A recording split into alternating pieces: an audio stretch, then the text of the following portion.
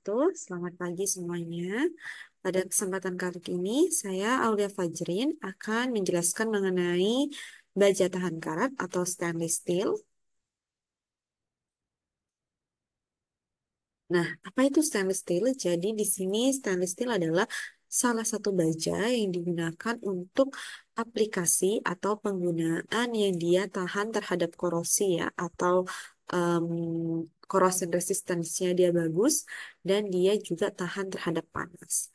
Dan di sini ada three numeral numbering system, ada sistem penamaan ya atau penomoran dari stainless steel yang biasanya digunakan untuk mengidentifikasi, untuk mengetahui jenis stainless steelnya, di mana the last two numerals, jadi di sini dua nomor terakhir, dia menunjukkan significance, jadi informasi penting, informasi tertentu, dan nomor pertama ya, angka pertama dia menunjukkan grupnya. Selanjutnya di sini corrosion resisting property, jadi sifat dia tahan terhadap korosi ya. Ketahanan terhadap korosinya dia terjadi karena sifat yang dia tipis ya, adherent dan dia stabil ya, chromium oxide-nya atau nickel oxide-nya dia cenderung stabil, filmnya, filmnya atau lapisannya sehingga dia melindungi ya, melindungi baja dari em, lingkungan atau material lain yang membuat dia terkorosi. Kemudian di sini ya, this property berarti sifat ini tidak akan terbukti, tidak akan terjadi pada low chromium structural steels. Jadi dia tidak bisa diaplikasikan pada baja yang dia kandungan kromiumnya rendah dan di sini dia hanya untuk kromium yang s- komposisinya ya dia melebihi 10%. Jadi kalau kandungan kromiumnya di sini lebih dari 10% dia menjadi pasif film. Sedangkan kalau yang kurang dari 10% dia akan menghasilkan karat. Jadi akan terkorosi. Jadi di sini bisa terlihat ya semakin tinggi eh, kromiumnya ya maka pasif filmnya ya semakin tinggi lapis komposisi kromiumnya maka eh, ketahanan terhadap korosinya dia juga akan semakin tinggi pada baja atau carbon steel. Nah, di sini terlihat dampak atau akibat dari pemaduan unsur ya. Di sini kalau kromium tadi ya, dia akan meningkatkan ketahanan terhadap korosi, jadi menghasilkan surface oxide films, jadi menghasilkan eh, lapisan oksida di bagian permukaan bajanya. Nikel juga sama, dia meningkatkan ketahanan terhadap korosi, kemudian ductility, menambah keuletan, dan formability, kemampuan dia untuk dimampu mesin dengan membentuk austenitic structure. Kemudian untuk unsur molybdenum di sini juga sama, dia akan meningkatkan ketahanan terhadap korosi.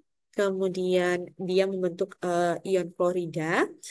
Kemudian di sini ada aluminium ya. Jadi kalau aluminium sendiri di sini dia high temperature scaling resistance. Jadi dia memiliki ketahanan untuk tidak terkelupas ya, tidak mengelupas pada temperatur tinggi. Ada berbagai jenis dari stainless steel itu sendiri. Jadi tadi ya ada tiga penomeran. Jadi kalau kodifikasi baja tahan karat IC. Jadi kalau yang dua dia menunjukkan grupnya kromium, nikel, mangan ya unsur paduannya. Kalau yang tiga jadi dia kromium, nikel, non hardenable dan austenitic non magnetic. Nah, jadi dia grup di sini dia menyatakan bahwa paduannya itu apa, kemudian dia sifatnya seperti apa. Kalau yang tipenya di sini, kalau yang ferritic sendiri bisa terlihat bahwa eh, paduan atau unsur paduan yang paling banyak dipadukan adalah kromium, di mana IC-nya dia menggunakan 4XXX ya, jadi 4 di sini dia kromiumnya lebih banyak. Dan di sini kalau yang untuk superferritic dan austenitic dia higher alloy versions of one and three. Jadi di sini dia memiliki paduan kombinasi. Di sini responsnya ya atau menunjukkan tanggapan ya atau respon dari stainless atau heat resisting steel pada heat treatment, pada perlakuan panas dia bergantung pada komposisinya. Jadi di sini ya komposisi itu mempengaruhi sebagaimana respon dari bajanya terhadap eh, heat treatment, terhadap perlakuan panas. Dan di sini dia dibagi menjadi tiga grup utama, yaitu adalah grup ferritik, martensitik, dan austenitik. Apa itu untuk yang tipe stainless steel yang berdasarkan persen komposisi kimianya? Jadi kalau yang ferritik dia sampai 27% kandungan kromiumnya. Sedangkan kalau yang martensitik di sini kandungan kromiumnya lebih rendah ya dan kandungan karbonnya hingga 1,2. Jadi martensitik di sini dia lebih getas, lebih keras. Kemudian untuk yang austenitik dia lebih banyak juga ya dibanding ferritik kandungan karbonnya hingga 26% dan kandungan nikelnya 22%. Jadi dia corrosion resistance-nya bagus. Kemudian kalau yang duplex di sini bahkan lebih tinggi lagi ya. Kromiumnya sampai 30% dan nikelnya hanya maksimal 9%. Kemudian untuk yang precipitation hardened stainless steel ya, dia kombinasi ya, ada 17% karbon dan 4 sampai 10% nikel beserta unsur unsur lainnya seperti itu. Jadi ada titanium juga, cuprum, aluminium dan lain sebagainya. Nah, ini ada beberapa tipe dari stainless steel ya. Jadi tipe dari stainless steel sendiri bisa terlihat bahwa tadi ya tiga penamaan tadi dia menunjukkan grupnya apa, kemudian dia menunjukkan sifat paduannya itu apa saja ya dari 309 kemudian sifatnya dan lain sebagainya. Jadi komposisi ya, komposisi dan sifatnya dia berkaitan pada apa? Stainless steel alloys pada baja paduan. Jadi mulai dari 304 misalnya di sini ya 304 mana 304 di sini. Nah, nih misalnya 304 ya dia lower carbon to reduce sensitization. Jadi dia meningkatkan properti yang meningkatkan sifat yang dia berkaitan yang indicated by arrows lead to appropriate alloys. Jadi dia berkaitan dengan sifatnya ya, sifatnya misalnya dia ulet ya, kemudian kekuatannya lebih lebih rendah dibanding material yang getas. Selanjutnya di sini ya, ferritic stainless steel. Apa itu ferritic stainless steel? Nah, jadi di sini tadi ya paduan kromiumnya 27%, kemudian dia untuk IC sampai 446, sifatnya adalah magnetik, dia tidak dapat dikeraskan dengan perlakuan panas, tapi dia dapat dikeraskan dengan cold work ya. Jadi dapat di cold work maupun di hard work dan pada kondisi annealing ya annulate maka kekuatannya dan ketahanan terhadap korosinya ya korosi resistennya dia juga tertinggi. Jadi bisa mencapai 50% lebih tinggi dari baja plain carbon untuk yang ferritic stainless steel. Jadi dia tadi ya ketahanan terhadap korosi, kemampuan mesinnya dia juga lebih baik dibanding martensitik karena martensitik dia kandungan karbonnya lebih banyak. Jadi tidak mudah untuk di machinability, untuk dimampu mesin. Nah, ini tuh yang martensitic stainless steel ya. Cukup tinggi kandungan karbonnya 1,2% dan kromiumnya 18%. Dia bersifat magnetik dan dapat dikeraskan dalam perlakuan panas, sama juga seperti austenitic stainless steel. Dia mampu di cold work maupun di hard work, ya. Kemudian machinability-nya bagus, tapi masih lebih bagus austenitic stainless steel. Ketahanan korosinya juga bagus ya, ini ya, tidak sebaik stainless steel ferritic, ya.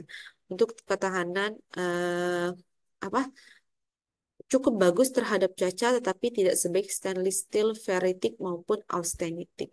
Nah, ini tidak sebaik ferritic ya tadi ya untuk machinability-nya. Jadi ferritic itu lebih baik machinability-nya dibanding martensitic.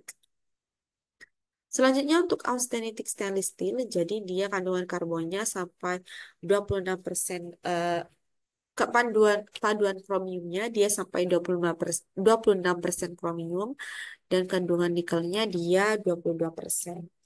Dan dia bersifat magnetik, tidak sama seperti yang ferritik dan martensitik ya tadi. Kemudian dia tidak dapat dikeraskan dengan perlakuan panas, namun dia juga sama ya.